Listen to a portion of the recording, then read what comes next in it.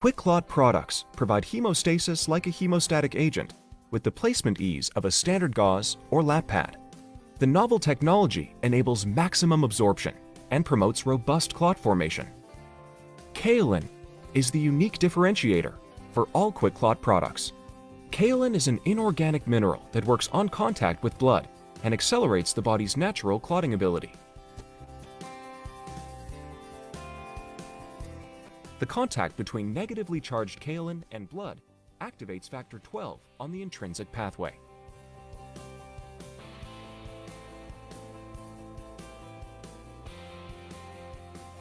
This, in turn, accelerates the body's natural clotting cascade.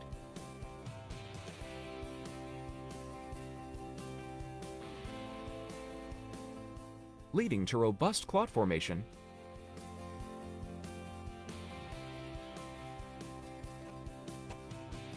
and faster bleeding control. Quick clot products have a track record of success, starting in the military as the hemostat of choice. Quick clot products have since expanded across a broad range of segments and bleeding scenarios.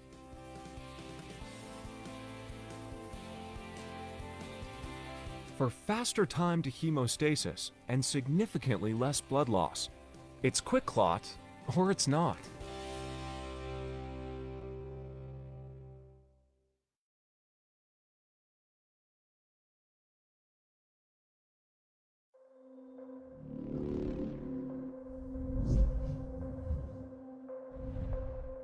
Combat Application Tourniquet, or CAT.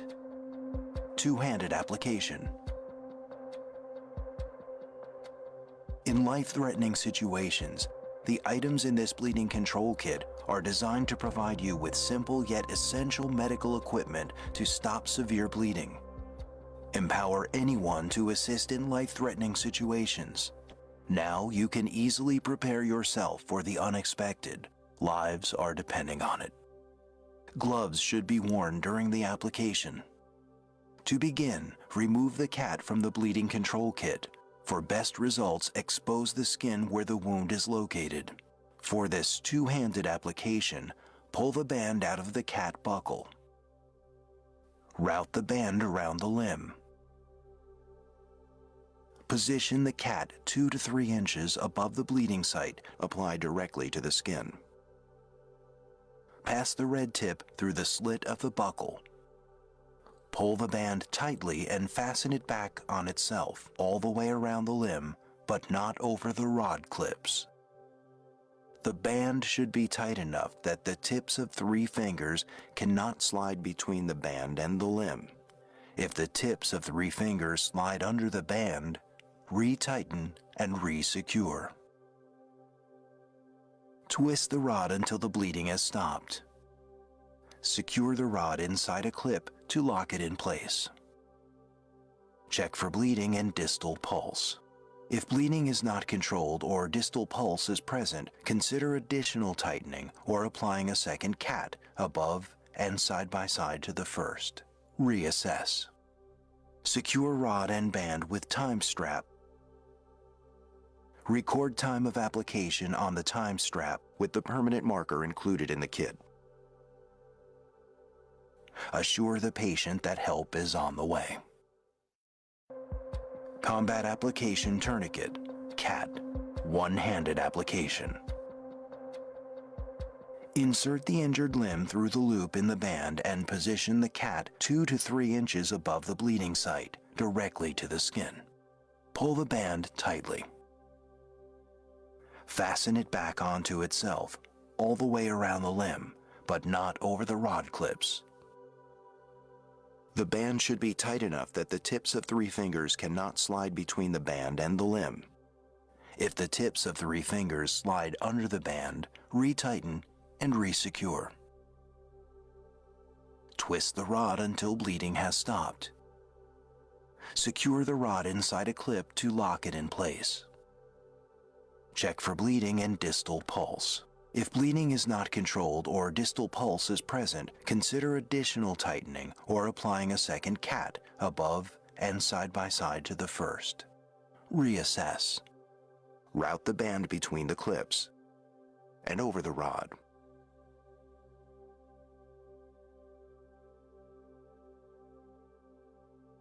Secure rod and band with time strap. If able, record time of application on the time strap with the permanent marker included in the kit. Combat Application Tourniquet, CAT, storing the CAT in the quick launch configuration. Take the band out of the buckle. Ensure the rod is not secured in the clip and all turns of the rod are removed. Stretch out the band twice, horizontally, like an archer, to straighten it out.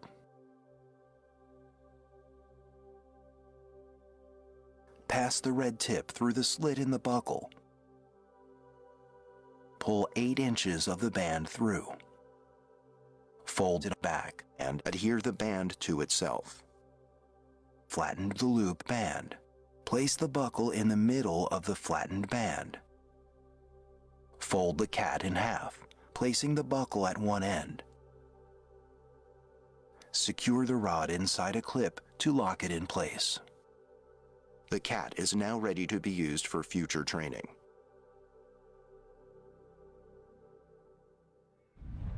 These are some important points to remember. Never place a tourniquet over a joint, such as a knee or elbow. The tourniquet can be applied over clothing. If the site of the bleeding is not readily apparent, place the tourniquet high and tight, as proximal as possible, on the injured limb. Never use the tourniquet over items in your clothing. For larger limbed persons, 2 tourniquets may be used, but must be applied side by side, with the rods not interfering with each other. Once again, the band should be tight enough that the tips of 3 fingers cannot slide under the band.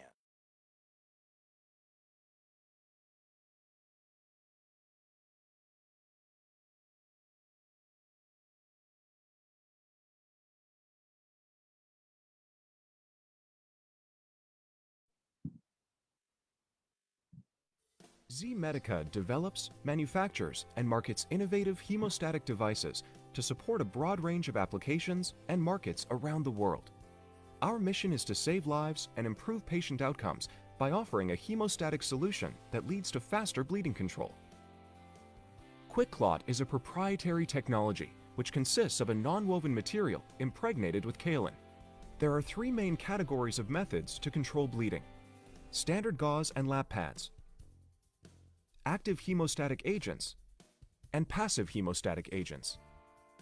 QuickClot products provide hemostasis like a hemostatic agent with the placement ease of a standard gauze or lap pad. The novel technology enables maximum absorption and promotes robust clot formation. Kaolin is the unique differentiator for all QuickClot products. Kaolin is an inorganic mineral that works on contact with blood and accelerates the body's natural clotting ability. The contact between negatively charged kaolin and blood activates factor 12 on the intrinsic pathway.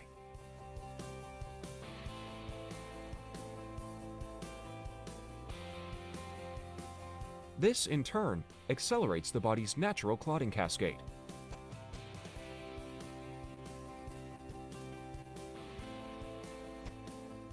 Leading to robust clot formation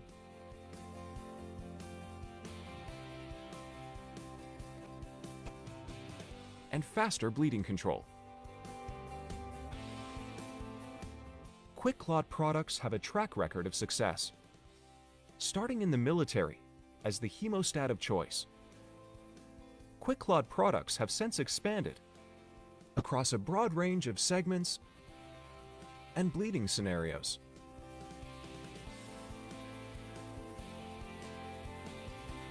For faster time to hemostasis and significantly less blood loss, it's QuickClot or it's not.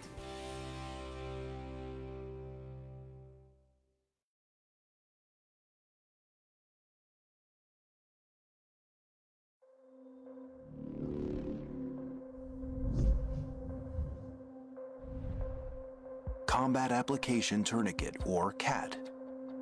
two-handed application. In life-threatening situations, the items in this bleeding control kit are designed to provide you with simple yet essential medical equipment to stop severe bleeding. Empower anyone to assist in life-threatening situations. Now you can easily prepare yourself for the unexpected. Lives are depending on it.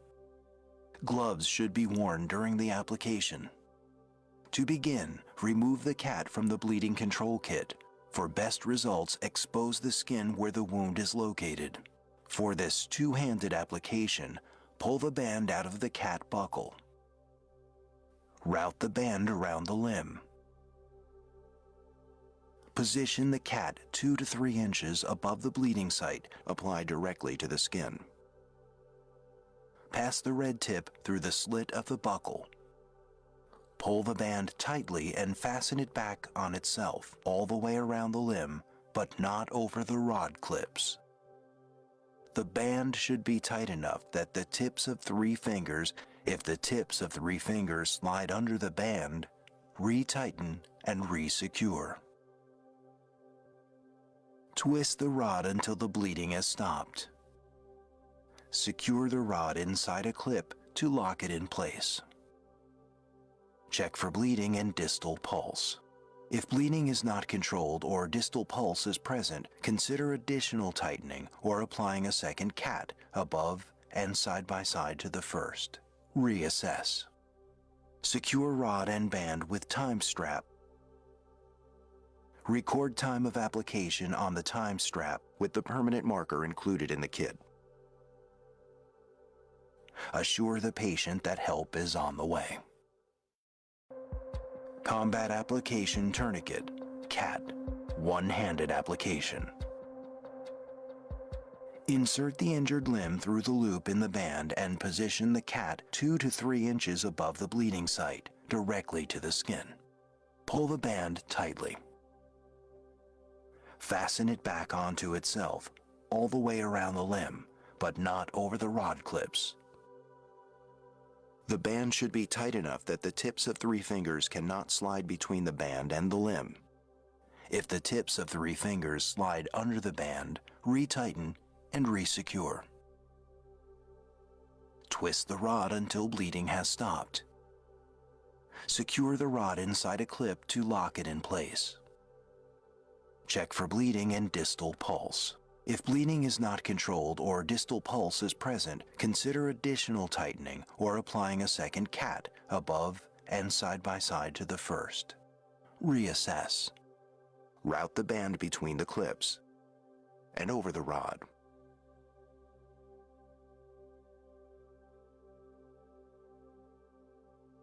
Secure rod and band with time strap. If able, record time of application on the time strap with the permanent marker included in the kit. Combat Application Tourniquet, CAT, storing the CAT in the quick launch configuration. Take the band out of the buckle. Ensure the rod is not secured in the clip and all turns of the rod are removed. Stretch out the band twice, horizontally, like an archer, to straighten it out.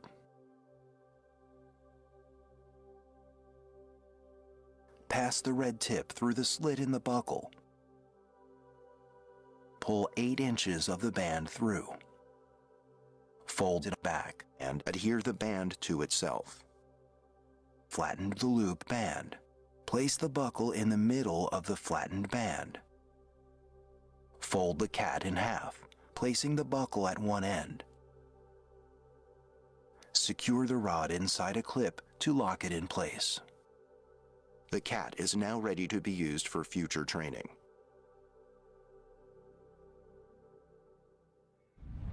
These are some important points to remember. Never place a tourniquet over a joint, such as a knee or elbow. The tourniquet can be applied over clothing. If the site of the bleeding is not readily apparent, place the tourniquet high and tight, as proximal as possible, on the injured limb. Never use the tourniquet over items in your clothing. For larger limbed persons, 2 tourniquets may be used but must be applied side by side, with the rods not interfering with each other. Once again, the band should be tight enough that the tips of 3 fingers cannot slide under the band.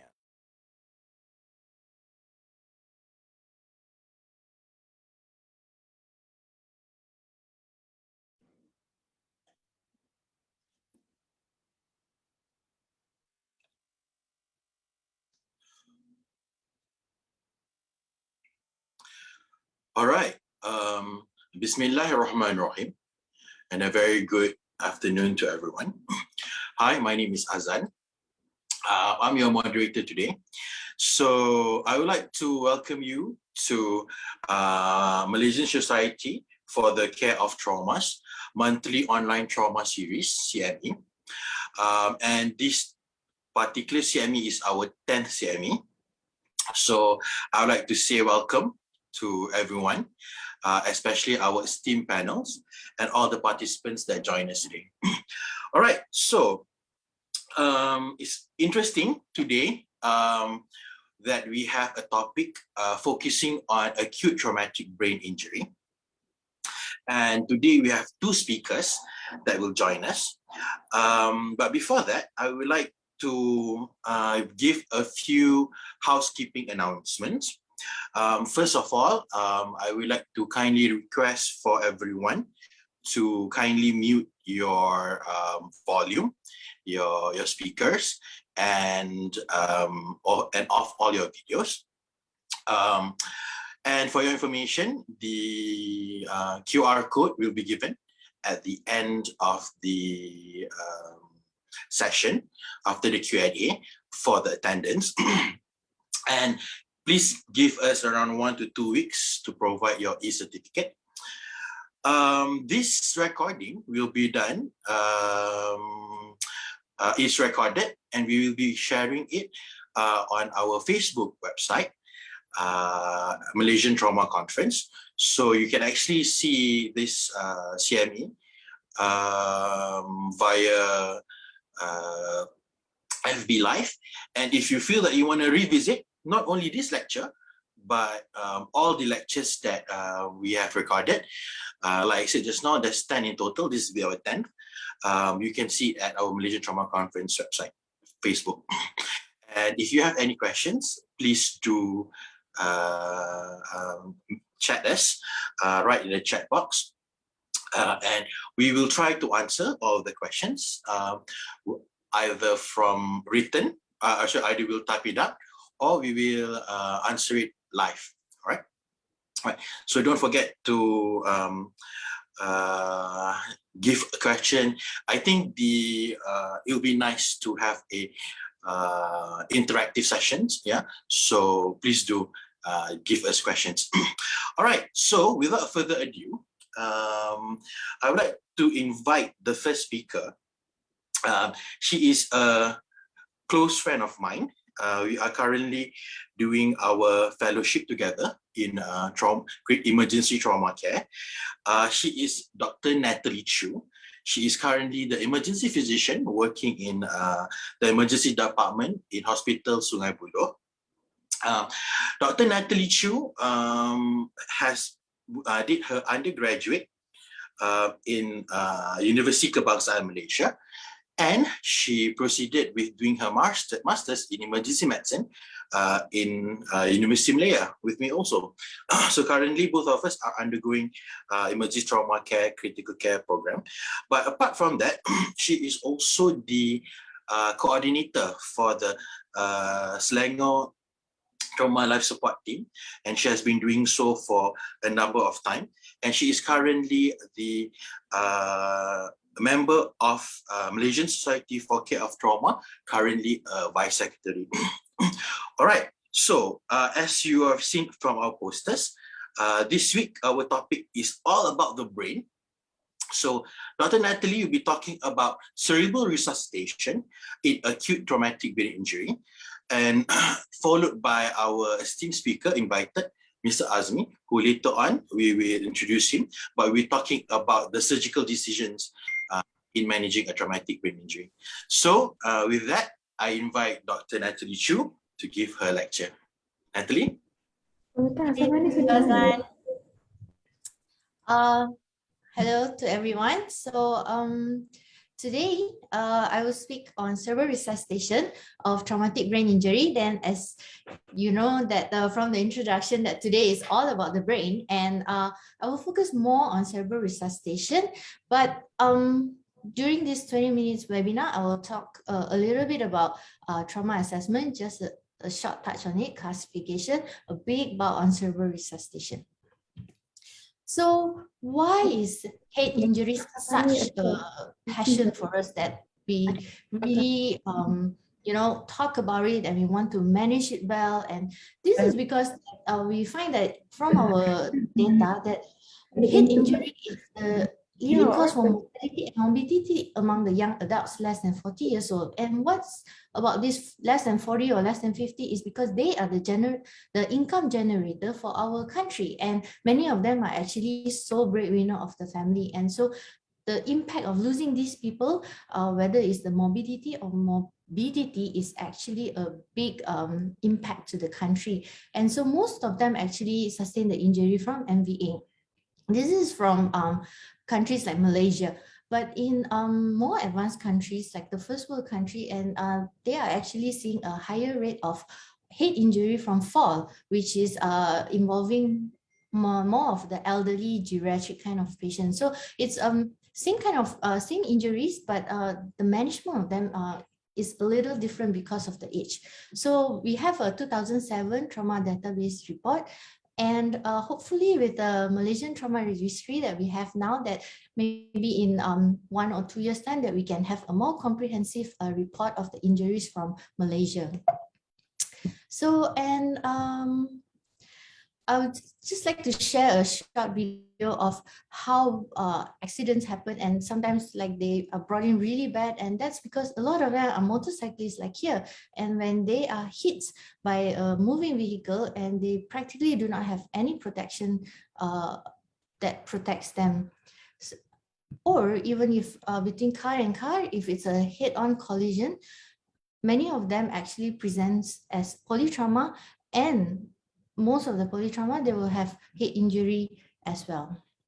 So just a little bit on trauma assessment. In the primary survey, always remember airway and cervical spine control. Ensure that the airway is patent. Remember to check for secretions, vomiters, blood, or foreign body. And cervical collar, which is a very important part in management of trauma. And please remember to put a cervical collar, because many of them actually presents any injury above the neck. They will come head trauma and they will have cervical injury as well. So consider early intubation if the airway is not patent or the GCS is less than 8 for airway protection. So I think this is known to many, but remember when we intubate the patient, remember to do a manual inline immobilization, because we know that it's very difficult to intubate with a cervical collar. When you take it out, do remember to do a manual inline. And so breathing, ensure no hypoxemia, which is very important. And these patients with traumatic brain injury cannot afford to have any event of hypoxia. So if we are to intubate the patient, always remember that the staff or the healthcare provider that is the most experienced, and try to get the intubation in at one go.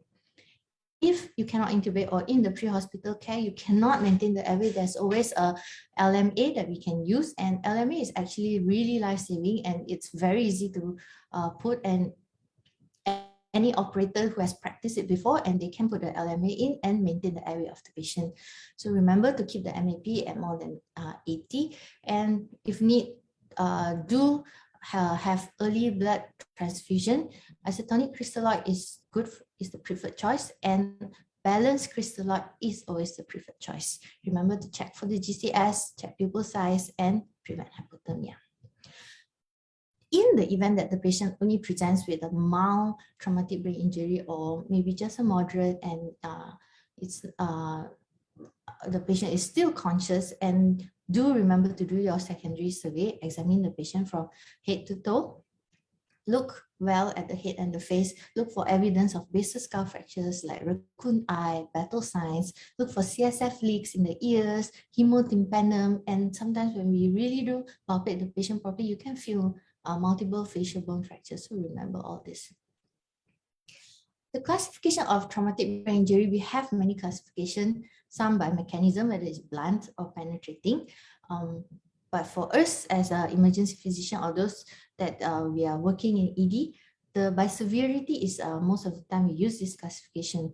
So in mild head injury, by patients coming with GCS 13 to 15, moderate 9 to 12, and severe 3 to 8. And I would just like to highlight between the primary and secondary brain injury. So if you look at this, and sometimes we wonder like, our brain, how come that it's so easily injured? So just try to remember or try to imagine a cheese in a skull or a cheese in a box. And when accidents happen or the collision happen, your brain goes back and forth and you have this deceleration between the dura and the brain and the skull, and the different weight of the white matters and the gray matters will cause the difference and the shearing force that will happen there. Okay. So the primary injury is the injury at the time of event where the patient sustained at the impact. So that's the mechanical force during the impact. And there's nothing we can do about it. And this is all the road traffic accident prevention, the education, the safety of the vehicles, and also road ethics, driving ethics. Secondary injury is what we are concentrating on, is something that we as healthcare providers that we can do for the patient.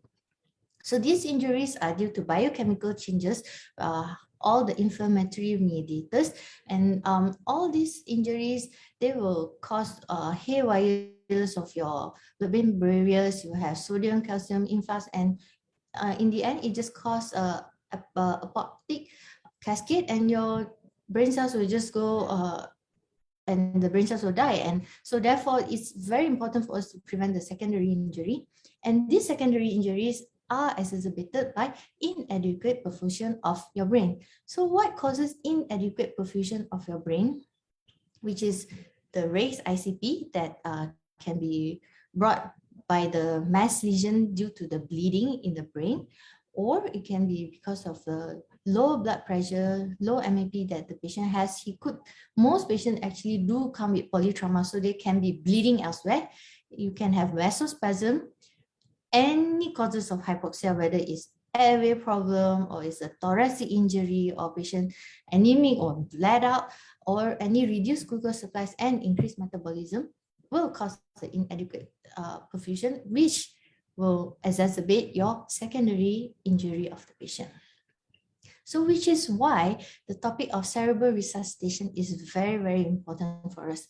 So when we say cerebral resuscitation, means we want to resuscitate the brain and we don't want to have any other injuries to the patient. So things that we can first do are all physical intervention. This is after you have stabilized the patient and doing from trauma assessment of A to all the way down to E, and you have done all your primary survey, everything is done, then come and do your cerebral resuscitation for the patient. So cerebral resuscitation actually improves the patient's outcome. So physical intervention is the simplest thing that we can do, where we can do straight away at bedside. So head elevation of 30 degrees. So if you look at this picture, in trauma patients, we do not do head elevation like how we always do for your medical patients, but our beds that we can actually lift up the whole thing and just do a slight 20 to 30 degrees, and that will have lift the patient's head up. And try to avoid excessive flexion of the head or pressure. Sometimes when the patient is intubated, sedated, and we will leave the patient in the neck in such a position where you can actually impair the cerebral venous drainage. Insert the orogastric tube in the event that the patient can have a basal skull fracture, and urinary catheter, and ensure the patient is normotomy. The pharmacological effect that we pharmacological resuscitation that we can give for the patient is adequate oxygenation, maintain MAP, ensure normal capnia, deep sedation, prevent seizure, maintain strict glycemic control, and also consider usage of mannitol. So this we will go more on it, and we will talk a bit more about this and why we do it, and what are the guidelines that has come out for this field that is important. And so I think I prepared about 9 parameters for us to keep in mind for our cerebral resuscitation. And surgical intervention as well, which is will be spoken to and by our esteemed guest, which is Mr. Azmi, and he will talk more on decompressive craniectomy and all the surgical intervention, and also ICP monitoring. So number 1 is adequate oxygenation. So it is very important, and oxygen that is not too low and not too high. We try to aim for the PaO2 of 90, and this is because we want to oxygenate the penumbra area, which is the area that has the first injury. And if the oxygenation is not enough, then the patient will have an ischemic injury. If the oxygen is too much, then patient can have vasoconstriction. So what we can do about this is we can monitor the SpO2 and we do a regular ABG for the patient. Number 2 will be normal capnia. So if some of you remember many years ago that we actually practice hyperventilation, but we do not do that anymore. We want to maintain the PCO2 for the patient 35 to 40, which is normal. Why? Because when we have too high CO2, patient will have cerebral hyperemia because of the increased blood volume and ICP. Whereas when patient has, when we hyperventilate the patient and the patient comes with very low CO2, and that will cause vasoconstriction. When there's vasoconstriction, there will be less blood flow, and that will cause tissue hypoxia and tissue ischemia. Except if in the you find any evidence of raised ICP in the patient, and the brain is very tight, and we just have to buy time until we can do a surgical intervention, then we can hyperventilate the patient to reduce the PCO2 30 to 35, but that's not a long-term goal for this patient. So always remember to check the respiratory rate on the ventilators. Commonly what happens is sometimes we intubated the patient for let's say septic shock or any other ARDS, and the ventilator setting, the respiratory rate might be increased for any medical reasons that they increase the respiratory rate. It can be up to 20, 24. Sometimes the machine has the memory, so remember to check the respiratory rate. Remember to bring it down to normal so that your patient doesn't have a CO2 washout, and do a regular ABG for the patient. Number 3 will be maintain the systolic blood pressure or maintain the mean arterial pressure, MAP. So in the brain traumatic or the brain trauma foundation, they actually advocates for keeping the systolic blood pressure of more than 100 for 50 to 69 or more than 110 for younger patients. So this as systolic BP actually is to decrease the mortality and also to improve the outcome. With permissive pressure resuscitation, we can actually aim MAP. So if you think like the systolic, you have to remember 100 or 110 and so many to remember, then you can just remember generally we keep MAP of 80. In younger patients with if the patient is older or the patient has hypertension and has been having high blood pressure for a long time, then we can keep the MAP up to 90. This is applicable as well to permissive hypotension. So if the patient has a bleeding elsewhere, you need to help with the hemorrhage control, but we still need to keep the MAP. So this is the caveat for permissive hypotension. So the recommended target CPP value for survival and favorable outcome is 60 to 70. So it's important for us to think of it as we need to keep a balance. So we don't want the patient's BP to be too high and bleed from elsewhere. And we don't want the patient's blood pressure to be too low that it's not enough to perfuse the brain. Because in the end, if the brain dies, then there's nothing else that we can salvage for the patient. So this is the pressure versus volume curve. And if you look here, this is the R for the intracranial pressure and intracranial volume. The volume that is increased here is unlike the malignancy patient where you have a tumor, but this is the mass lesion is actually from the bleeding that we have, whether it's an extradural or it's a subdural. So imagine if you have a massive subdural hemorrhage and the volume goes higher and higher, and because our brain is magnificent, it will try to compensate. So it will compensate as much as they can, and the intracranial pressure will not be raised much. So until up to a point where the brain just cannot regulate anymore, then the ICP will start going up. So when the intracranial pressure is high, then there's reduced CPP and there's increased herniation risk. So in a normal ICP for most of us walking around, no problem with the brain, completely normal brain, the normal ICP is probably around 10. So if you get a patient who has a EVD and we can monitor the ICP and the ICP is more than 20, then it's very, very alarming, and that we should really have the patient in a neuro ICU with a neuro team together here with us. So the guidelines is actually we must treat the patient if the ICP is more than 22. The next will be fluids. So what is important about the fluids is we want to maintain normal volumia, not too much fluid and not too little fluid. So if it's too much fluids, then the patient will start going into cerebral edema and the cascade, and that will increase the ICP even further. But if patient has too little fluid, then the patient is not getting enough circulatory volume, and then the patient will subsequently have hypoxia, or the patient is bleeding away, causing us to have too little intravascular fluid. There have been many debates over 20, 30 years, whether is it better to do a crystalloid or is it better to do a colloid. But for now, generally, most guidelines is they don't really say that you have to use certain kind of fluid, but crystalloid is definitely acceptable, and a balanced isotonic fluid is the best for the patient now. In the event that patient needs blood transfusion, do transfuse early. Deep sedation and analgesia.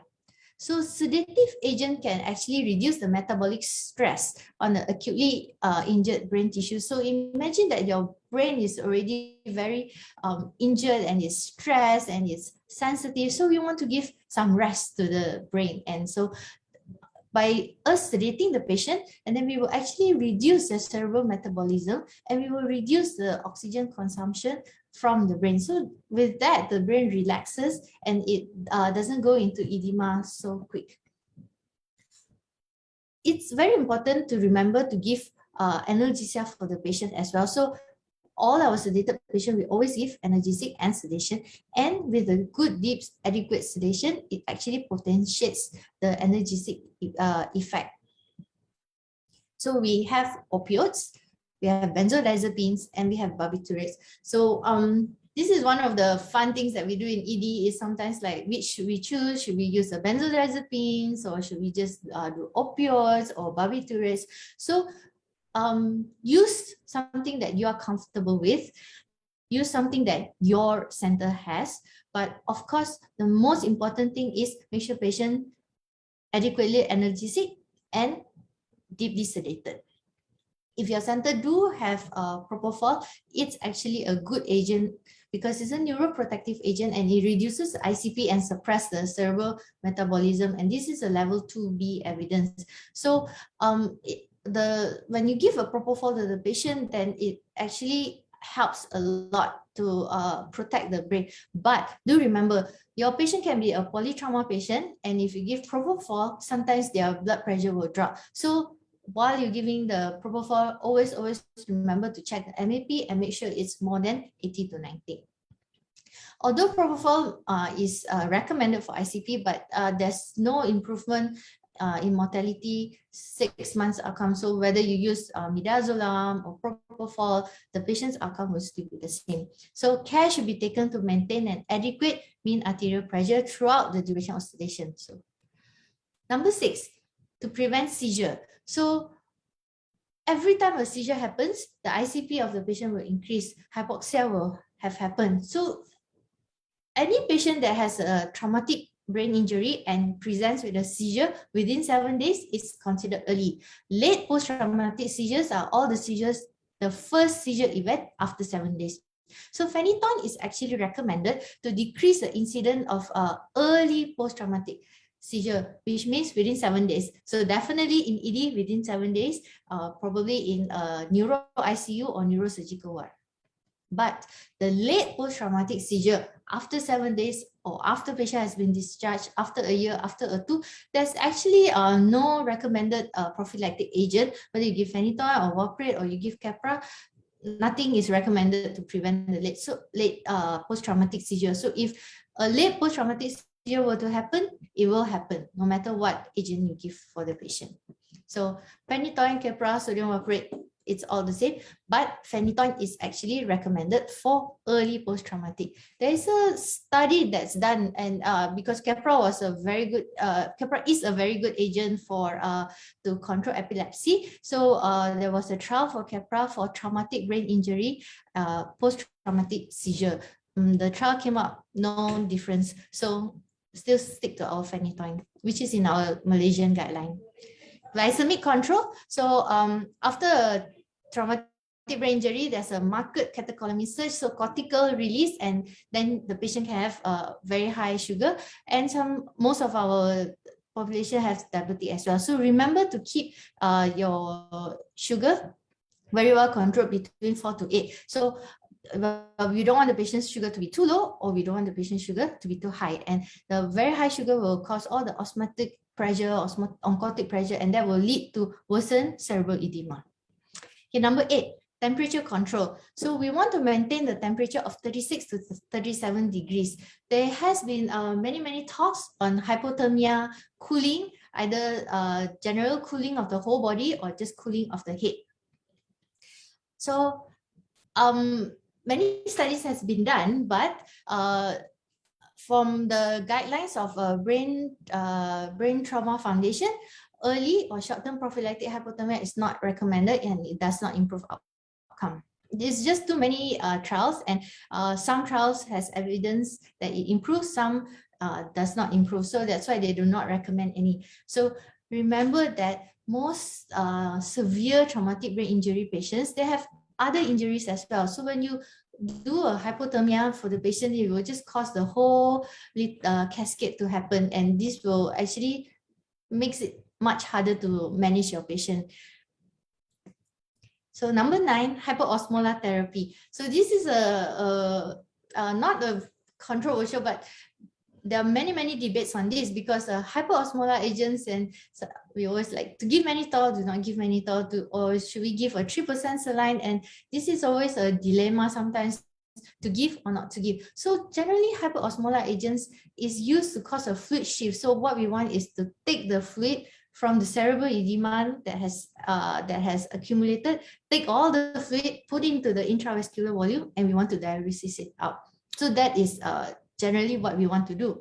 But unfortunately, we can't find any of the hyperosmolar therapeutic fluid that can do that, and only that, and does not cause any side effects.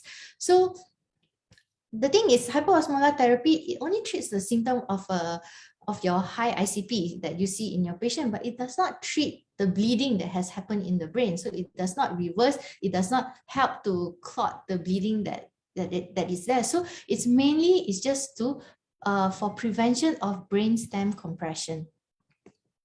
So we have 2 common ones that we use, which is mannitol. So mannitol actually increases the plasma expansion, and it's helps to promote osmotic diuresis as well. So the diuretic effect is the one that we are worried about. So it will crash your BP, patient will be depleted intravascular volume, and then in the end, sometimes the patient will have that. Remember earlier we talked about inadequate perfusion, so that will happen to your patient.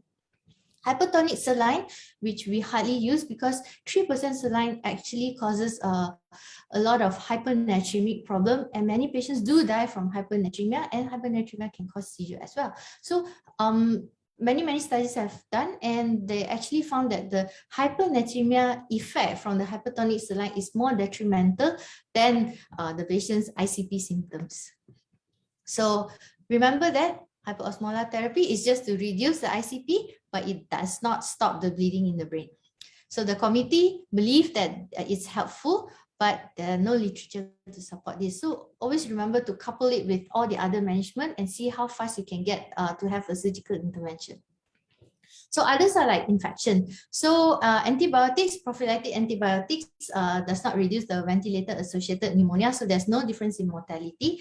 And also, if you need to use a catheter, they will suggest a level 3 of putting an antimicrobial impregnated catheters.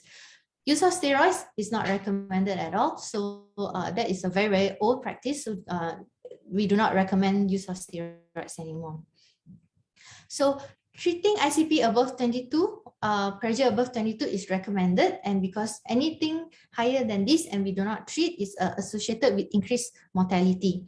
A combination of ICP means monitoring the ICP with your clinical management of the patient and clinical decision, and your brain CT will be useful to help you make a clinical decision. So I think Mr. Azmi will talk more about ICP monitoring and how we sometimes have to repeat the CT scan earlier, and this is because we need because of the surgical decision. So in summary, we need to have 9 things that we want you to remember after this webinar to help servo protect your traumatic brain injury patients, which is number 1, adequate oxygenation. Number 2, keep the patient normal capnia. Number 3, maintain systolic blood pressure more than 110 or more than 100, and MAP. So keep in mind MAP between 80 to 90. Patient needs to have adequate fluids, which is normal volumia, deeply sedated. Remember to give analgesia. Number 6, always prevent seizure. Prevent early seizures in your patient. Number 7, glycemic control, a good temperature control, which is a normothermia.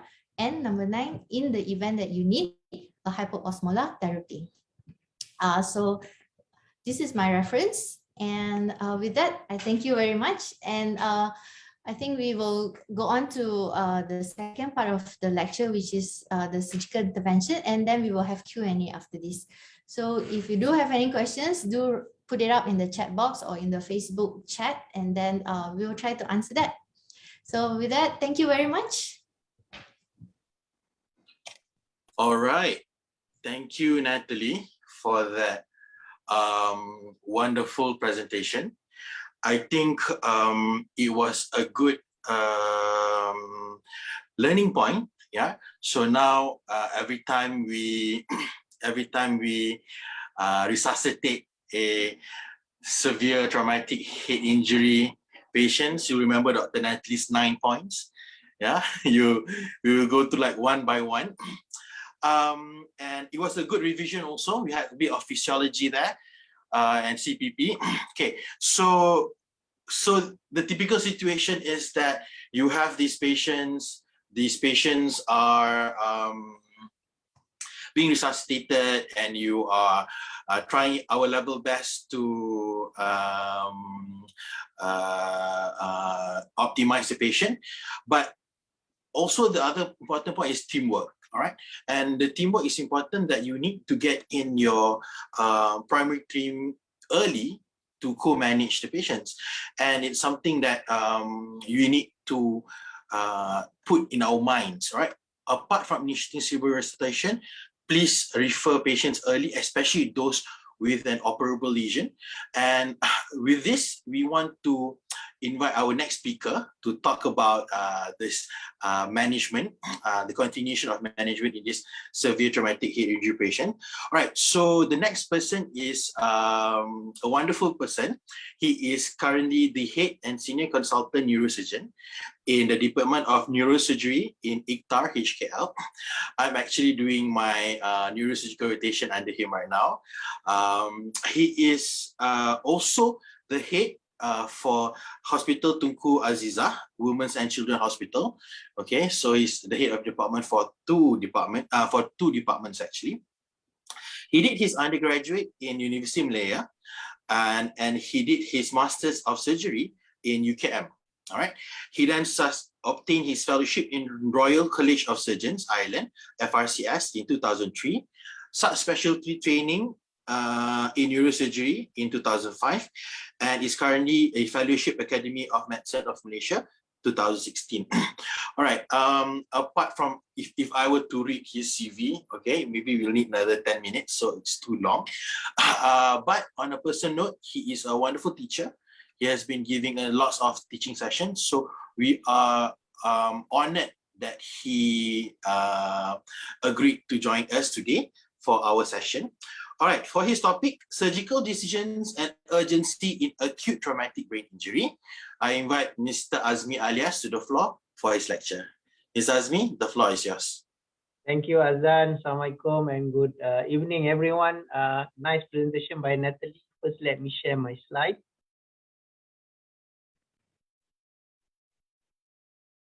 Okay, we have sound check. Can you hear me?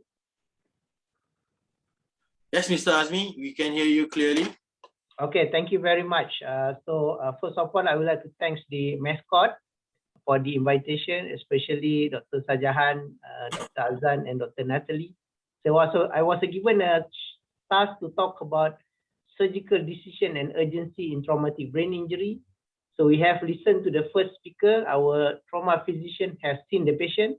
She has stabilized the patient. She already arranged some investigation and make a diagnosis, and she even initiate the initial part of the what we call it as cerebral protection, and now come the role of surgeon.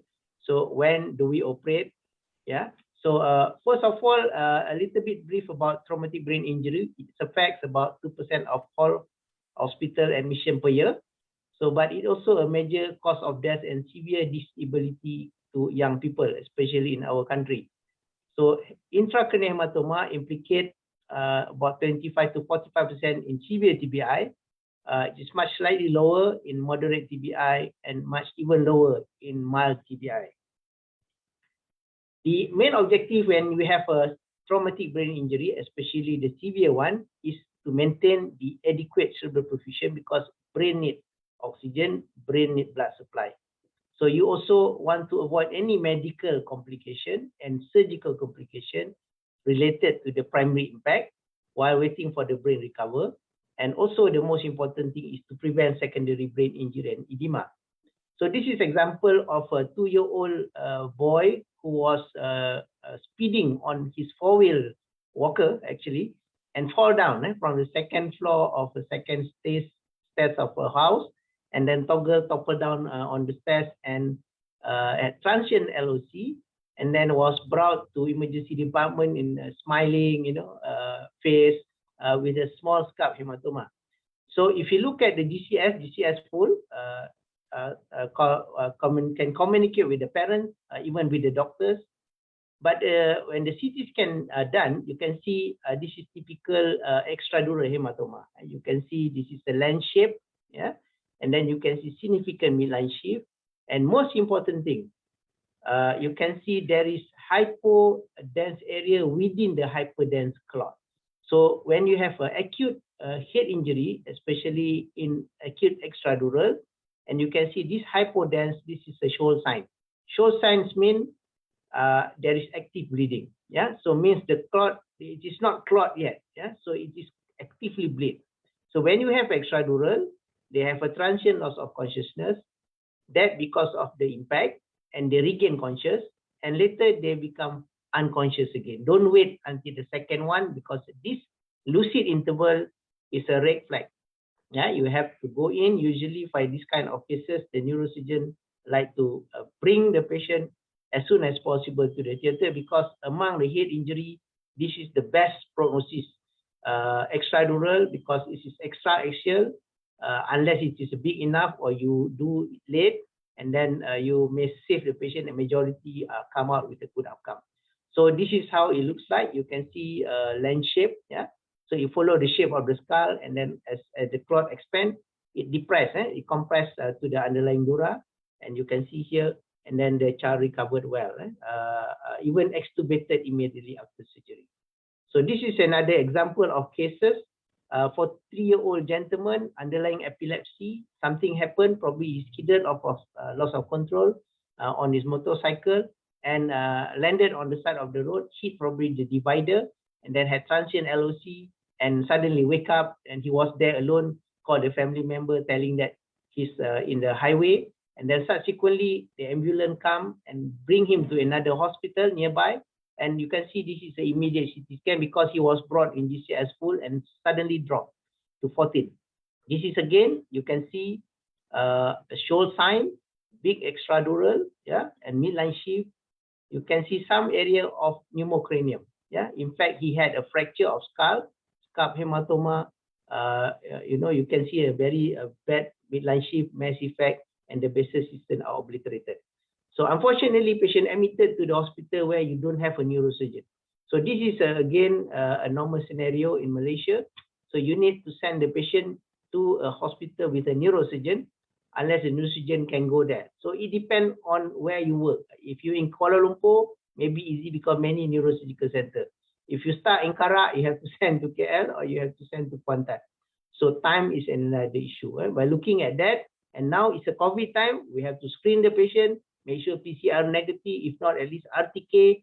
If you need to go in, we have to put on PPE, until the PCR come back. So this is again a case where we go in immediately. I think the arrangement was very fast. We went in, you can see a decompression, we do a craniotomy, and we found extradural clot. But the moment we remove the extradural clot, in a normal condition, the brain will be pulsatile and push up again. But unfortunately, in this case, the brain immediately push up and very tense. So then the surgeon have to do a durotomy. They make an opening. You can see the patient also have associated subdural, and there was also a hemorrhagic contusion which was obliterated. It's not seen because of the clot is very big and the brain is swollen. So this patient not only have focal injury, which is extradural, subdural, but also diffuse injury. So indicate that the impact and the injury are very bad. So despite very fast surgery, we have to remove the bone. Why we remove the bone? Because when you have a head injury, the brain swell. So because of our brain are in a closed box, ICP goes up, we need to protect the midline structure, which is the brainstem. So you can see in the first scan, the basal system already obliterated. Despite we remove quite big enough of the bone, we want the brain to shift out because we want to protect the midline structure. But having said that, despite doing a fast surgery, you can see patient develop multiple infarct. Even the CT scan control on day 2, after surgery, indicate that. You can see, in fact, multiple actually hemorrhagic changes in the infarcted brain. So by looking at this, even you see the brainstem also, a lot of punctate hemorrhage. This is actually hemorrhagic transformation in the infarcted brain. So by looking at this scan, we know the patient don't survive despite acute, very fast intervention because the impact of the injury are very high. So patient died. So this is another example. You can see this is how the brain melts. The brain actually very soft, but when it injured, it swells. So you can see the surgeon just made a dural slit, and the clot come out by itself like a volcanic eruption. So this is exactly when you see this. Usually a surgeon, neurosurgeon, or the surgeon that did the surgery need to be very fast. We prepare the fascia immediately. We make a slit, let the clot come out, and immediately we cover with the fascia. Because if you don't have enough time, the brain may swell up, then you cannot close even the wound because the pressure built by the contusion are very high. So now when you have severe head injury, the question that you ask by the neurosurgeon, when to operate? Can we wait? Can we wait extradural for 1 hour? GCS full. What is the time? How fast you need to bring the patient to theater? And in the theater, what you need to do? Is there any treatment? Can we just treat conservatively? And most important thing, sometimes very difficult for us to decide when to call off. In other words, even very nice midline shift, extradural, but we say I'm not going to operate this. So when not to operate? Okay. So if you know that our brain are actually located in the closed box, this is a closed box system, and the Monroe-Kelly doctrine says that our intracranial pressure are kept in equilibrium state. and by three major components, brain, CSF, and blood. So in other words, in order to keep in equilibrium state, if one component goes up, the other will compensate by going down. Yeah. So that can happen because in our brain have auto-regulation. So there are four phases. If you can see that the pressure-volume relationship. Okay. So initially our brain are able to compensate because it have auto-regulation. That possible because our blood vessels in the brain have smooth muscle. So they can start, if the ICP goes up, the vessel will, vasoconstrict to reduce the blood flow so that it will reduce the pressure. But if the constriction is too long, the blood pressure also reduce, CPP reduce, then you have an edema and swelling, the ICP goes up. Yeah. So as long as you are within this range, then you are protected because of the auto-regulation. All right. So unfortunately, if nothing being done because of the injury or the ICP goes up, then the curve starts to shift to the left side, and then it goes to the second phase where compensatory reserve gradually repeated, and it moves to the third phase, which is where it starts to kill the patient, increased risk of cerebral ischemia and herniation, and then subsequently, when the pressure is too high, even the blood vessel that supply to the brain also collapse. So that's where we have collapse of cerebral microvasculature. So our intervention should be to flatten this or to shift it to the right, and also, if possible, to avoid this sudden shoot up. Yeah. So that's where we will decide. The earlier we go in, and the better it is, but it also depends on many factors. Okay. So when you have injury, subsequently you have all the edema, like what Natalie mentioned, and eventually this brainstem herniation that kills the patient. So you need to take it out so that it will shift out to protect the midline structure. This is a tactography, functional MRI. If you look at a CT scan, you just see black, white, gray. But actually, our brain is made up from the more than 100 billion neurons, and each neuron are connected to another 10,000 neurons, and they made up of more than 100 trillion. That although not only communicate to each other through electrical activity, but also through neurotransmitter, but also through hormone. You just imagine that this strong structure, and you just shake it. You accelerate at 100 km per hour, and you brake, and it smash onto the brain, and you can have a different kind of injury. You can have focal injury, you can have diffuse injury. Yeah, so that's why very important. And when you involve the critical structure, what we call it as the simplest part of the brain, which is the brainstem, where your life and vital function are waiting there. It controls your breathing, your heartbeat, your blood pressure, your respiratory system, all at the small structure, which is a brainstem. That's where you die. Yeah, so that is the idea. And sometimes not all low GCS need intervention because, for example, you have a diffuse type of injury, diffuse axonal injury. Usually, the injury occur at the corpus callosum and also cerebellum peduncle, because this is a structure that is fixed, that control between two parts of the brain. Okay, so you become unconscious when your reticular activating system impaired. Okay, when the right cannot communicate with the left. Okay, as well as your brainstem. Okay, are affected. Then you become unconscious. So even though the CT scan looks normal or there's no changes, but patient can have a very low GCS. Do we intervene? The answer is no. But if it is edema, the answer is could be yes. But if there is any lesion, the answer is maybe yes, maybe no. Yeah. So it depends on the cases. And in the early years, we always depend on the localizing sign. The pupil one side dilated. Yeah. And then in the early years, you put a hole and do exploratory. So this is a historical and Jurassic already. And nowadays, CT scan is available. There's no role that you should explore blindly just based on pupil, because there is a condition, they call it Kenohan-Notch effect. When you have a lesion or injury very close to the skull base, you can have herniation of the uncus that will gum down to the foramen here, you can see here, and then it will compress to the third nerve that runs lateral to the skull base to the brainstem. Yeah.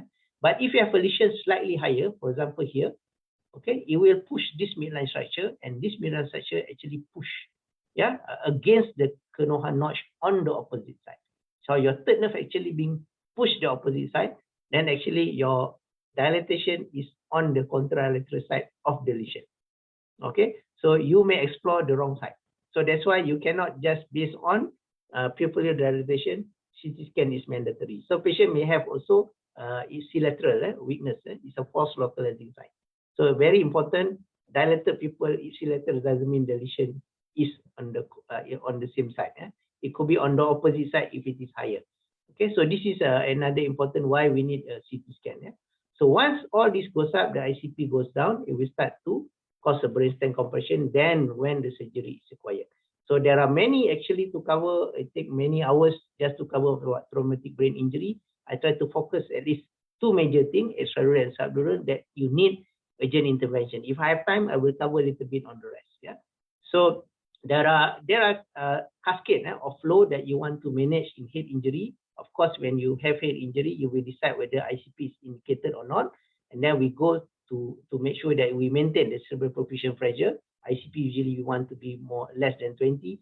If the ICP is still high, then we have EVD, because we do ventriculostomy for ICP. You can drain the CSF, okay, using the monochronically doctrine. You reduce the CSF, ICP will come down, or you can give osmotic diuresis. If still high, then you may do selective hyperventilation. You do not hyperventilate too much because it will cause cerebral ischemia and infarct. It can be a worse outcome. In the early years, we do that, but result shows not good.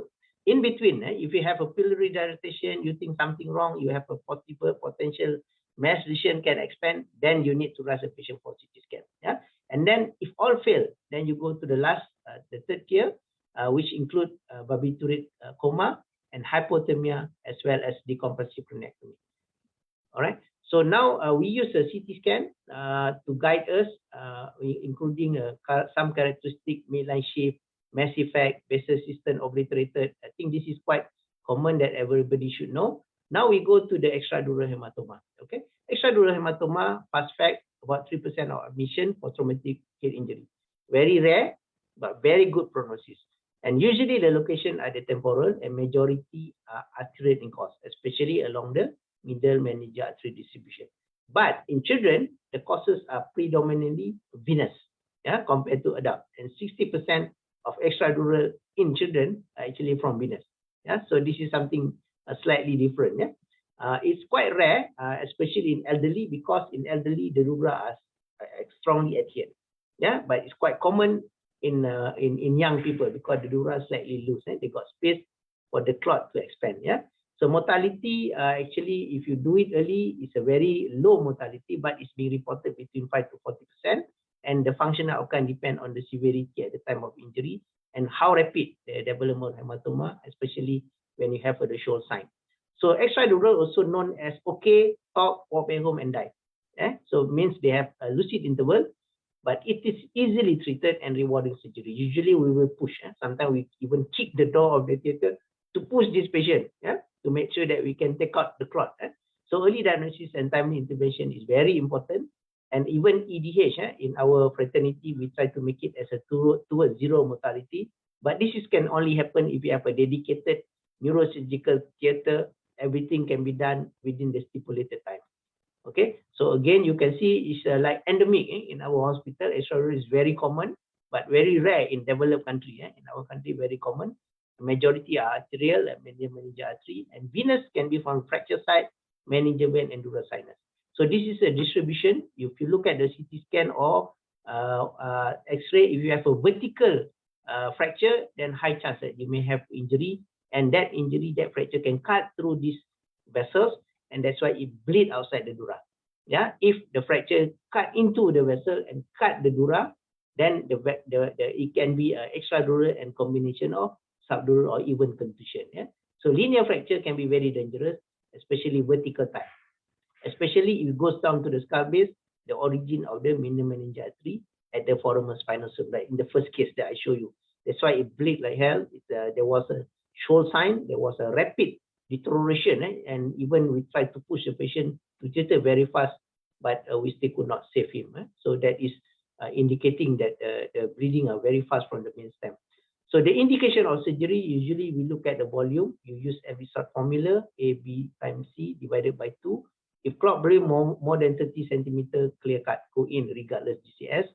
Thickness more than 15 millimeters. Some say 2 centimeter, some say even, on 1 table thickness. It depends on the age of the patient. All right. And midline shift. All these signs are very clear cut that you need to go in, especially the volume. Yeah. And the clinical decision, again, there are many papers to support that and published. So almost same guideline. All right.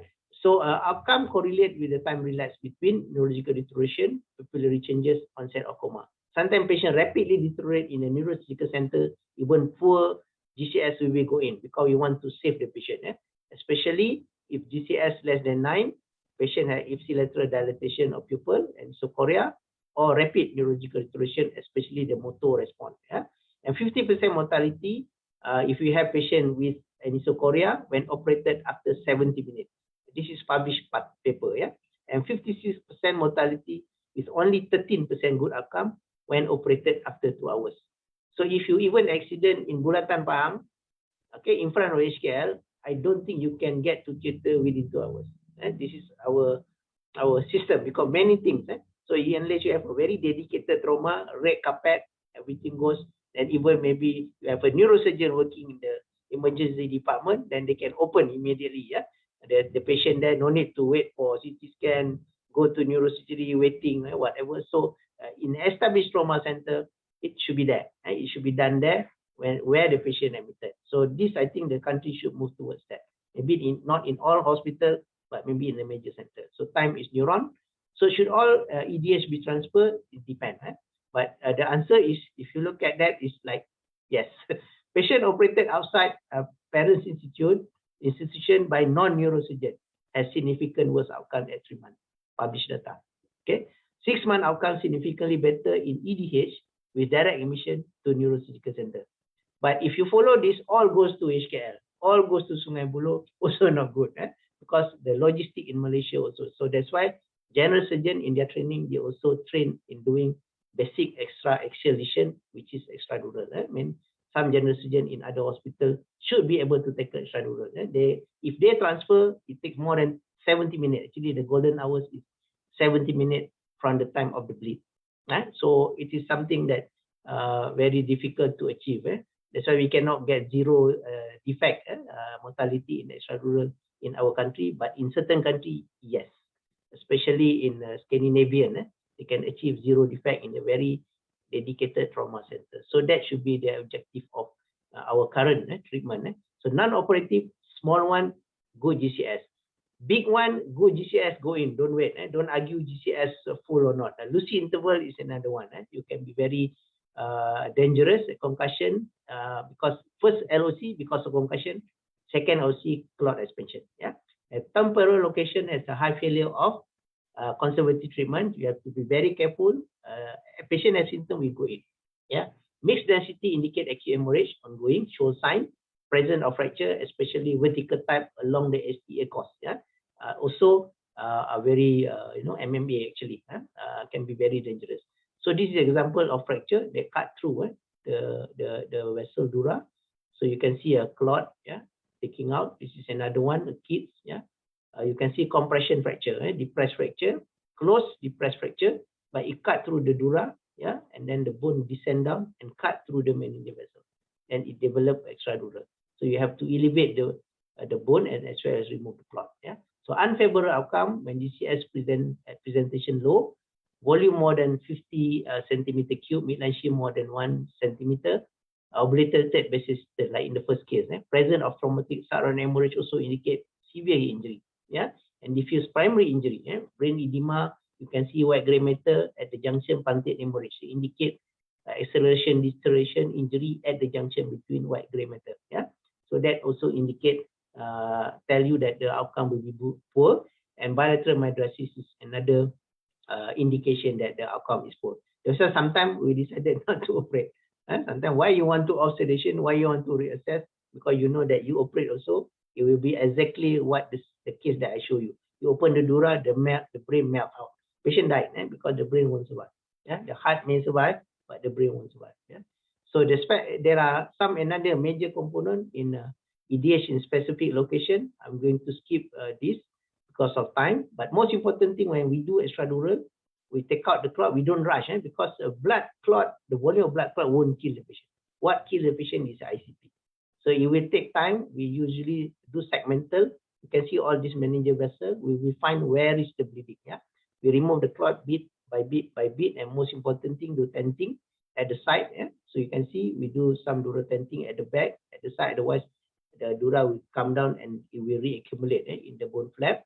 This is how, just to show you how we do the dura tenting, yeah, and then so that we do a central tenting to bring up, because if you don't bring up the dura, there will be potential space where the clot can reaccumulate. Yeah, so this is quite common. Midline, very dangerous, because below that is your superior sagittal sinus. Sometimes when removed, there are cases died on table, especially done by in non-neurosurgical center or done by somebody that not experienced. When it bleed from the sinus, yeah, usually torrential bleed, sometimes patient can die on table. This is a very important. When we open a midline, we take all the necessary precaution, including especially there is a fracture. Actually, the fracture cut through the sinus. There is some technique, ways that the neurosurgeon or surgeon that able to handle to do it. A key step to optimize outcome, keratoderm reflex should be provide complete exposure hematoma, not just small. There's no minimally invasive small surgery for extradural. It has to be big, take out and control the tenting. Otherwise, it will reaccumulate. Reaccumulate, patient GI drop back. Place the initial borehole near to the maximal thickness. Okay, rapid widening, and then do not overcoagulate the dura. If you overcoagulate the dura will shrink. That gives less space for the brain, and sometimes it create more potential space, because when the dura like that, you coagulate too much, it will shrink down, it become flattened, and you create potential space. And you do dura take up suture, very difficult because it's very stiff. Yeah? So we don't coagulate unnecessary. So the second part is subdural. This is the one that focal injury, 12 to 29% of admission for TBI, usually quite occur in middle age group, especially male. Mortality is much higher, yeah, compared to extradural. And usually they don't come alone; they come with other associated injury, like the second case with underlying contusion, because the impact of injury usually much higher and much more, diffuse.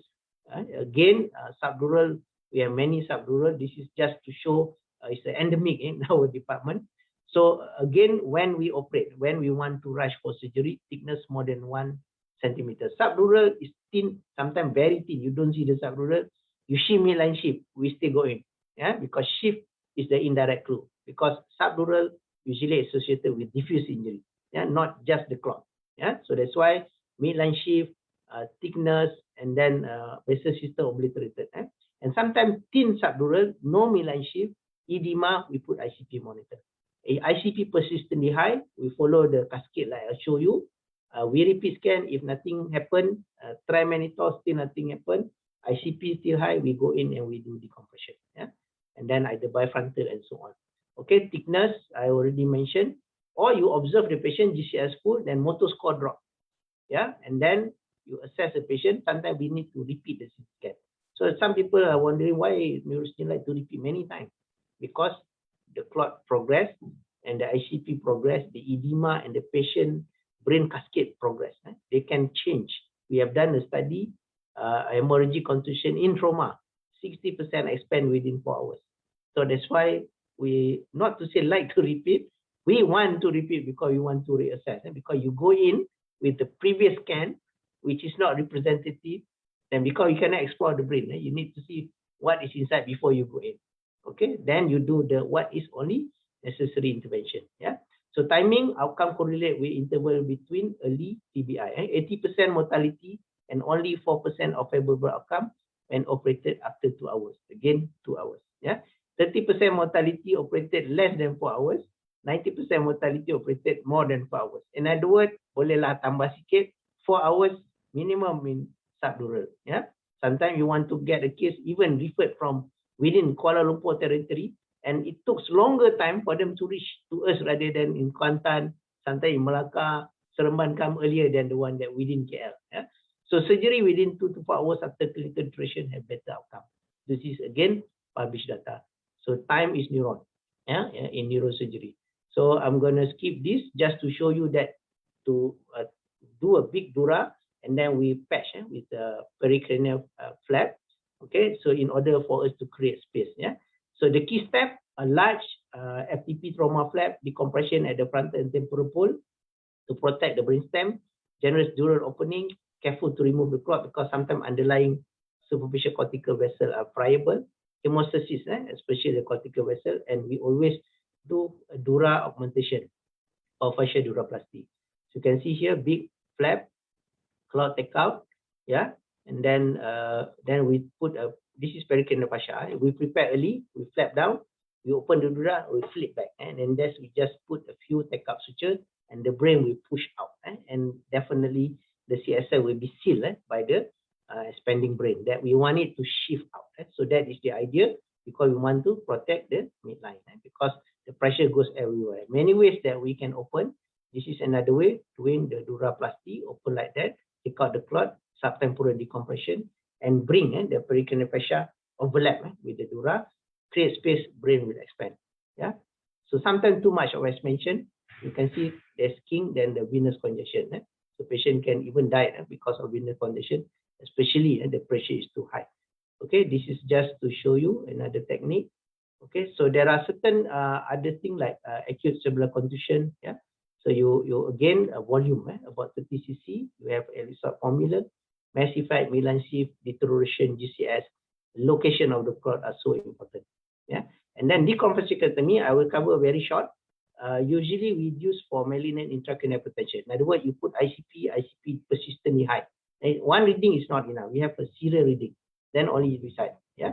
Okay, and then the idea is to shift it. Yeah, so especially there is a midline shift, effacement of subdural, subarachnoid space, obliteration of the perimesencephalic system. You can see this is a multiple infarct compared to this, but if you put ICP, definitely high. So you have a role many ways. Sometimes we remove front, sometimes we remove side, and this can be a primary treatment. Immediately you go in, or you do ICP first and you do as a salvage procedure. So in other words, we do the decision not in the ED, but in our ICU or even in our ventilated area. Yeah. So that can be very urgent. Even 2 o'clock at night, in the morning, and then ICP persistently high, we go in 2 o'clock in the morning. We don't wait until 8 o'clock, because time is neuron. The moment you miss the boat, brainstem compression and die. And you can see this is in among children, various type of decompression we did. Okay, and there are many, if you're interested to read about DECRA trial, yeah, and then we have a rescue trial. The idea is to create a space, reduce ICP, yeah, immediately. But at the same time, there are some study shows that we decompress unnecessarily, and the outcome at 6 months are not good. Yeah, but there are another study, rescue study, showing that after 1 year it's getting better. So again, we do not prophylactically do decompressivectomy. It has to be directed by ICP, CT scan, and as well as patient clinical condition. This is just to show you the result between rescue as well as DECRA, if you're interested about paper. Yeah, and then in children, delayed of presentation more than 150 minutes, decompression craniectomy performed more than 4 hours after arriving in the hospital, intraoperative blood loss, and poor GCS at presentation, all associated with poor outcome. Yeah, maybe last case just to show you a case illustration: 5-year-old boy, car passenger, MVA severe head injury, father died, mom had multiple trauma and severe head injury, treated with medical therapy. Because if you look at the CT scan, there's no lesion to remove. You can see the basal system are obliterated. You can't see sulci garai. You can't even see the ventricle. Yeah, because it is very compressed by edema. So we do not immediately go in. Ideally, we put ICP monitor, cerebral protect, control coma, let the brain rest, and try all medical therapy. Yeah. So, but you sometimes we don't have the ICP, so you do CT scan ultra early. So we repeat the scan within certain hours that indicated. You can see it changes within 1 day, within after 72 hours. Initially okay, but then you can see multiple infarct. All right. So we go in, we do bifrontal decompressive craniectomy, patient recovered. Yeah, and then we do cranioplasty, and subsequently patient develop post-traumatic hydrocephalus about 1 month later. Then we put the patient on VP shot. So usually severe head injury, they come package. They have many other associated long-term complications. Even they survive, so they have some cognitive dysfunction depending on type of injury. Focal injury extradural very good. Combination focal and diffuse, usually they will have some impact on that. Patient may need tracheostomy, feeding tube, and some undergo rehabilitation, they will recover. Now early rehabilitation in trauma are advocated, and we have seen quite significant changes. Another case, suspected child abuse, you can see already infarcted. Even we do decompression, midline shift out. We do ICP monitor, patient survive, but you can see the pressure from the swollen brain even cause pressure necrosis to the scalp flap. Okay, so I think just another example because of time. So in summary, the management of traumatic brain injury can be very challenging, and sometimes they are associated with other secondary injury. If the blood pressure low, we will not go in.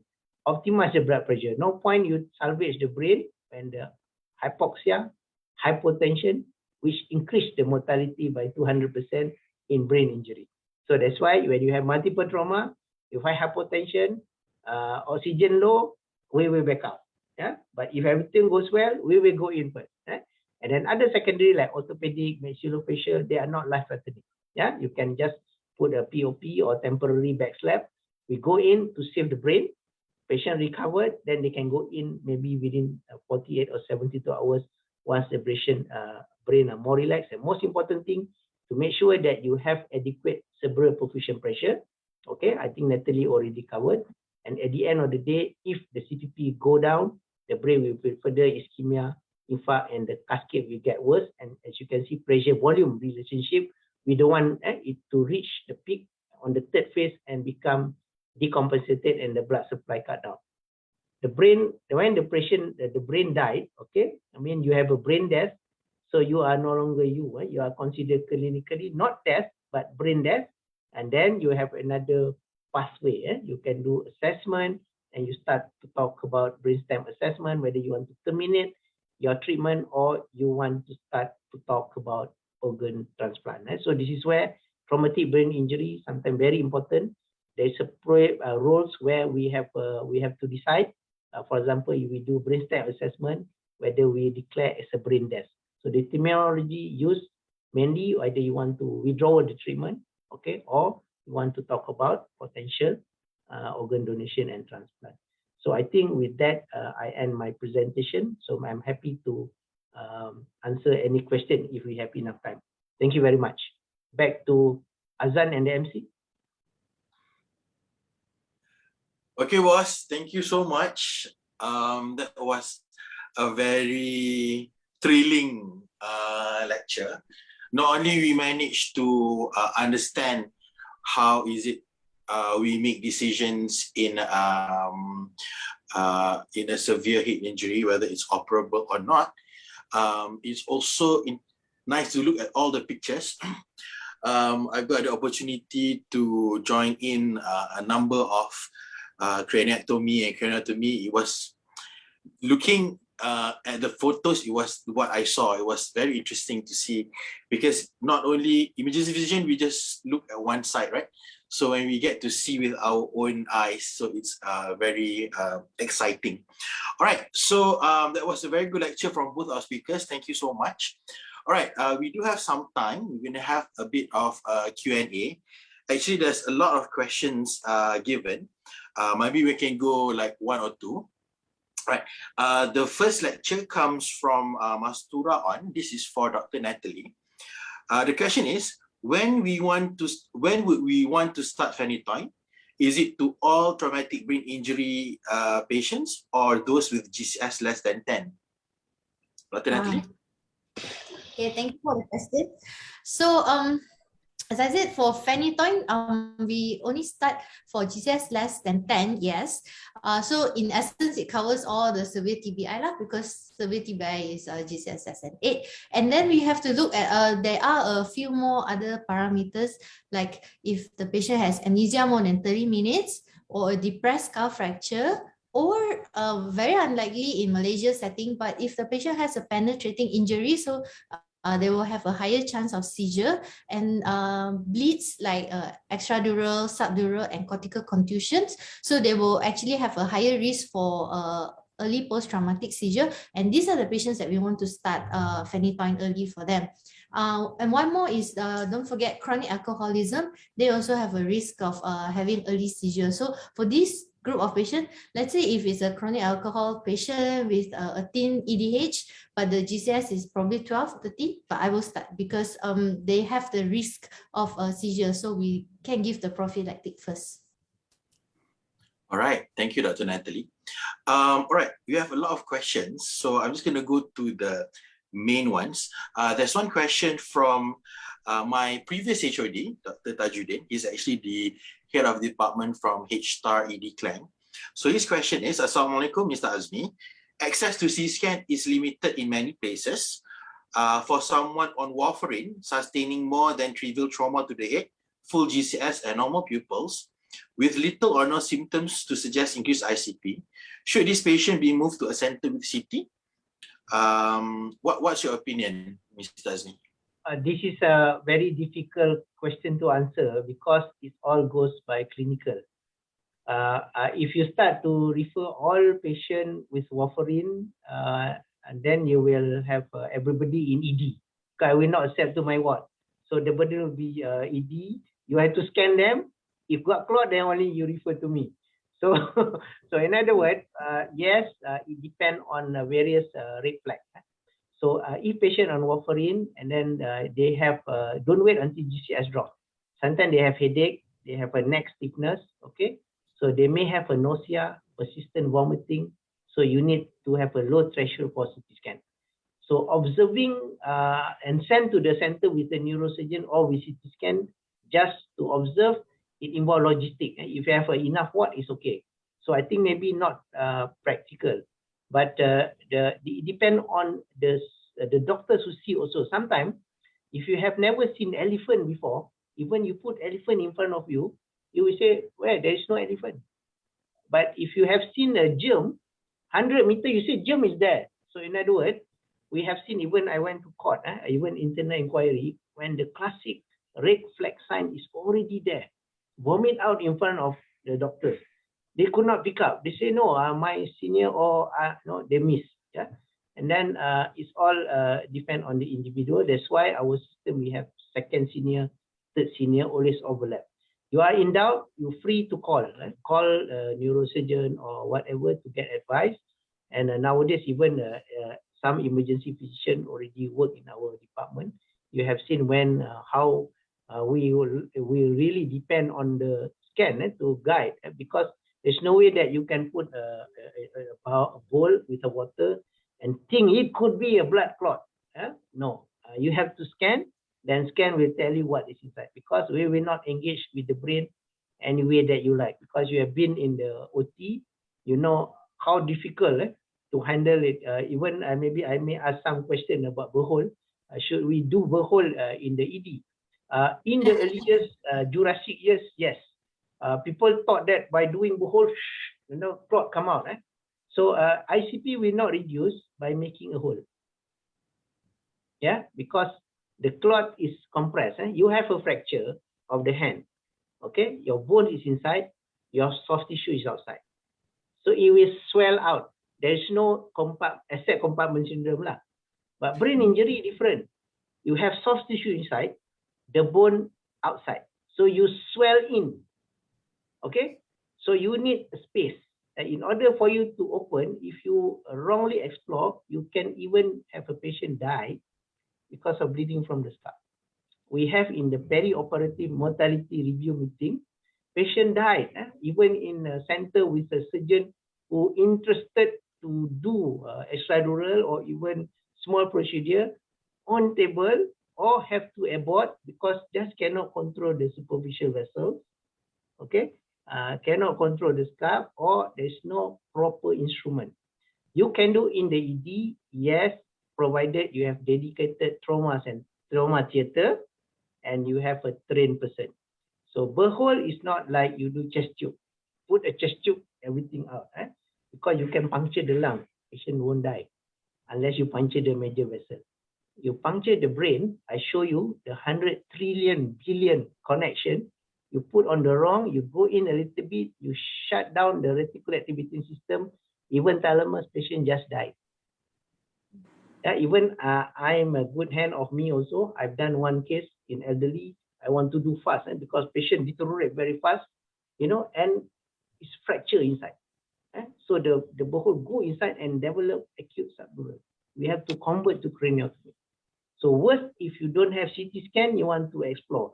The answer, there's no role of exploratory Berhol at ED setting unless in a proper theater setting, because you need bipolar, you need proper coagulation. Yeah.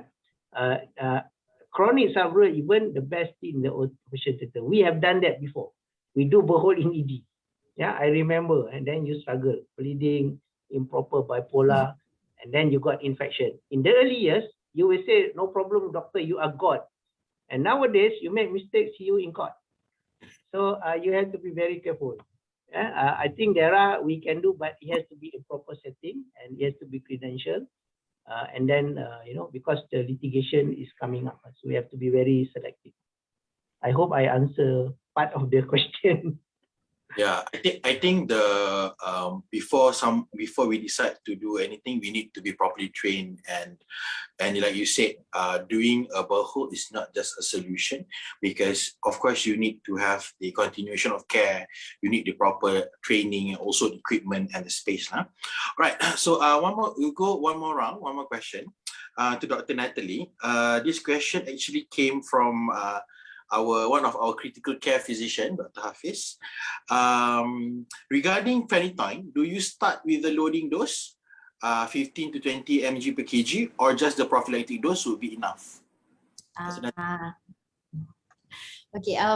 So if the patient is severe TBI and the patient has a lot of all these risk factors, then yes, we can load the patient straight. But bear in mind that phenytoin is a drug that's very sensitive, and we do need the TDM. But we can also, let's say severe TBI and doesn't have any of the risk factors, we can always just give the prophylactic dose first, like 100 mg TDS. So I would say there's no blanket rule that this outpatient you give this and that, but always assess the patient and see what other risk factors that the patient have. But if you do truly think that the patient is going to fit, and you really the patient has so many risk factors, chronic alcoholism, bleeding everywhere, and the patient's GCS is like 4 or 5 and with probably a penetrating injury, then yeah, by all means you can straight start the loading dose. But if it's just fulfilling a few criteria, then we can always go with just a prophylactic dose. But there's no hard and fast rule for that. I may add. Does that answer the question? Yeah, I may add a little bit about the role of AED epilepsy in trauma. Yeah, so basically you got two types. One is convulsive, so means you can see patient fitted. Yeah, and sometimes you can have a low GCS, but actually patient fitted. It's a non-convulsive type. Because remember, what is a shake is the brain. The brain is electronic device. They just undergo some earthquake without any focal injury. Yeah? Or focal. Then when you do EEG, even in the ICU, you can see a lot of abnormal electric activity. So you can have two, convulsive, non-convulsive. And then in terms of a seizure, post-trauma, there are 3 types. One is immediate. Immediate means patient fall fitted at the site of injury or within few hours. Yeah. So usually you give prophylactic, you start. Yeah. Or patient okay, then they develop early onset of seizure, usually within 1 week. So one immediate, the other one is early. And the other one is late. Late means after 1 week, it could be any time. So now the argument is how long you want to start the anti-epileptic. Yeah? So it depends on whether patient have developed early onset and repeated seizure. You have to continue. The duration you decide. Yeah, maybe 2 years or a few months, and then you decide. And then the location, like what Natalie mentioned, usually cortical, frontal, temporal are much higher to have a risk of seizure. Yeah, if brainstem, they don't have seizure. Cerebella, very low, but could have. Yeah, so location, especially cortical. You have a penetrating injury, you have an injury with subdural, you have injury with cortical contusion, you have a depressed fracture involving sensitive part like motor strip where you can have a seizure, then you give prophylactic. Duration, usually very short. If usually we give 1 week, continue in the ward, if patient have no seizure, we will tail off. Not immediately, tail off few days. Yeah, we don't send the patient back with anti-epileptic home because until you have seen patient enough with phenytoin related complication. We have patient, early patient, a young patient died because of arrhythmia.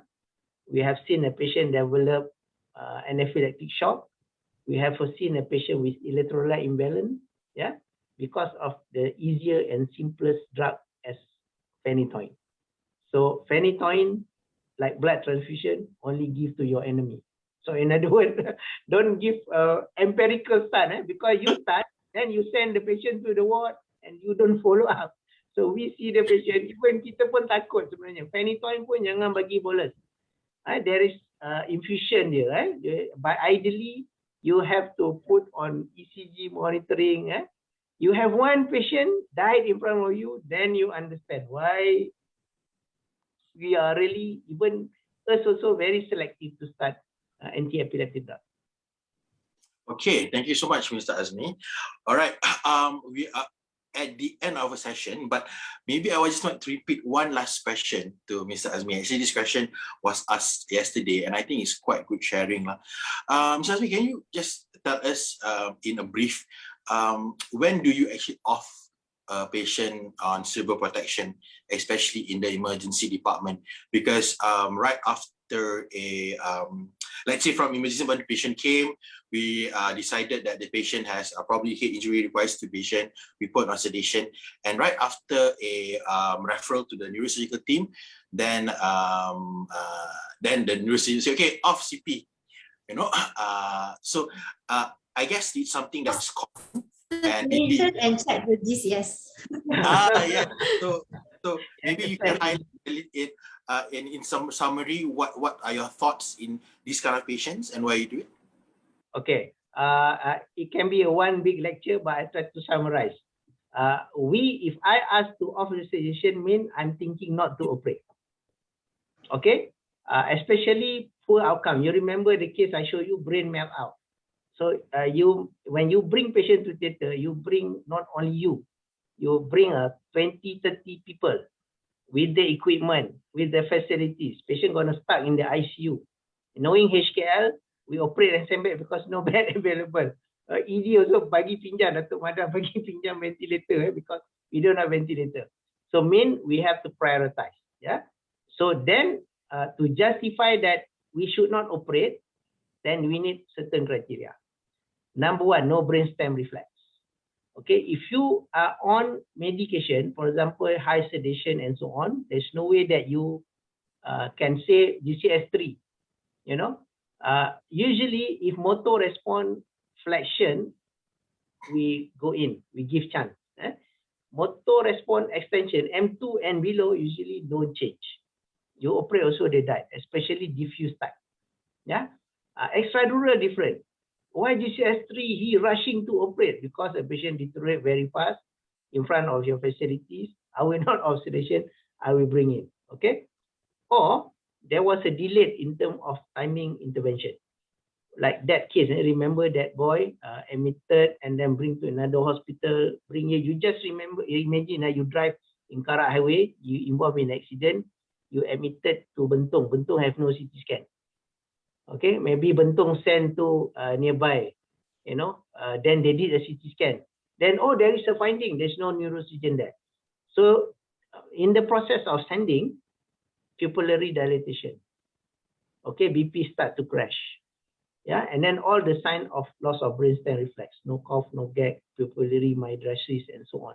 Yeah, or patient may have non-traumatic but spontaneous hemorrhage, hypertension. Sauron hemorrhage could be aneurysm. Yeah, you can be bleed and fall or fall and bleed. Same clot. You understand? Bleed and fall mean dia ada aneurysm, ruptured, lepas tu accident. Dapat extradural, ada sarana. Actually sarana first, and dia dapat extradural. Yeah, or they fall, accident and bleed, like aneurysm. We have seen many miss. Datang balik ada aneurysm. We thought fall. Actually not fall. So we will want to reassess so that we want to abort.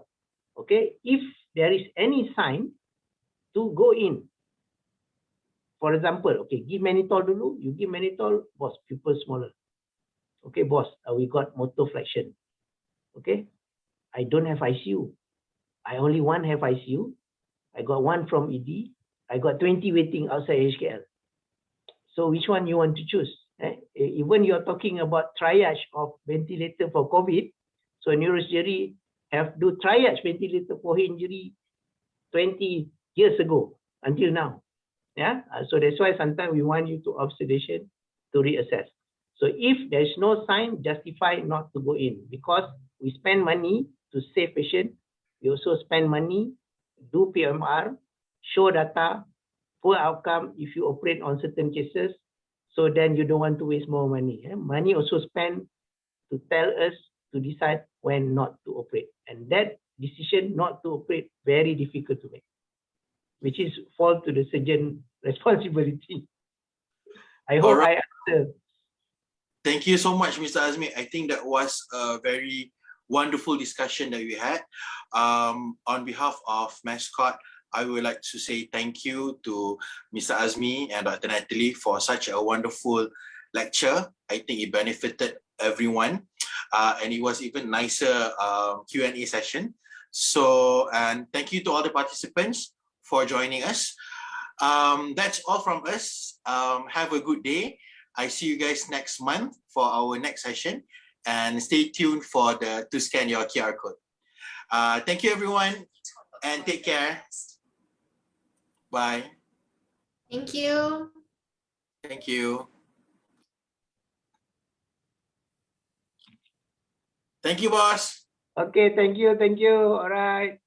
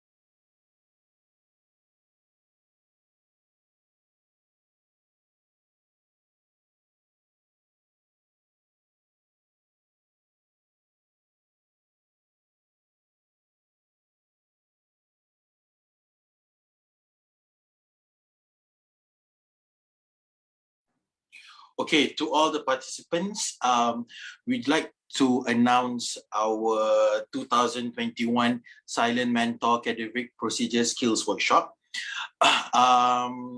It's going to be held on the 1st of December in Kuala Lumpur.